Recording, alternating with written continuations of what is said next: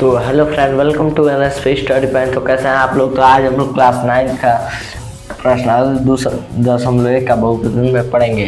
तो आज तीसरा क्वेश्चन पढ़ना है। दिया 35 का घात द्विपद तथा 100 घात का एक पदी का एक उदाहरण दीजिए। तो पहला 35 का घात देना है, किसी भी संख्या चर का 35 का घात, और दूसरा क्या करना है 100 का घात। तो इसका पहला उदाहरण होगा x का पावर 35 माइनस द्विपद है, तो इसके दो पद होना चाहिए, तो 4। ये दो पद हुए, एक पद दो पद। किसी भी चर का घात, यहाँ पे y भी मान सकते हैं, z भी मान सकते हैं, कुछ भी मान सकते हैं हम लोग। तो हम x माने। अब दूसरा क्या दिया है कि 100 घात का एक पद ही, जिसका एक पद हो। तो 100 पद का एक पद ही, तो यहाँ पे √2 y का पावर 100 लिख सकते हैं। ये एक पद हुआ।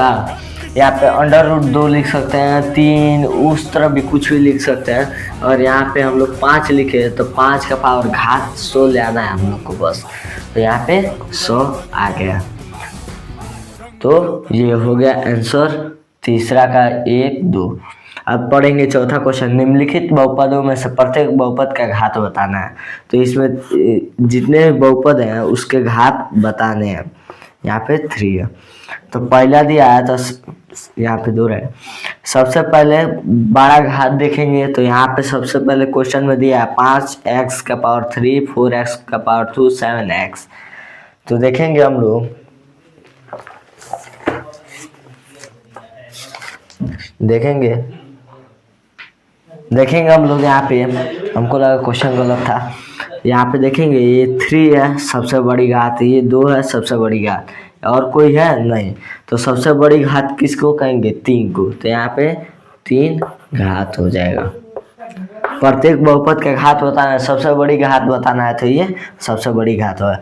अब आते हैं हम लोग दूसरा क्वेश्चन पर। दिया x माइनस वाई स्क्वायर दिया है। तो देखेंगे हम लोग यहाँ पे सबसे बड़ी घात 2 दिखाई दे रहा है, एक ही घात ही है, तो इसका घात क्या होगा 2 घात। अब तीसरा क्वेश्चन दिया है 5t माइनस 7 अंडर है, √7। तो यहाँ पे एक कभी भी छिपा रहता है, किसी भी संख्या का घात चर का घात 1 रहता है। तो यहाँ पे t का घात 1 है, तो 1 यहाँ पे 1 है। तो आप लोग कमेंट में आंसर दीजिए कि केवल 3 का घात कितना होगा।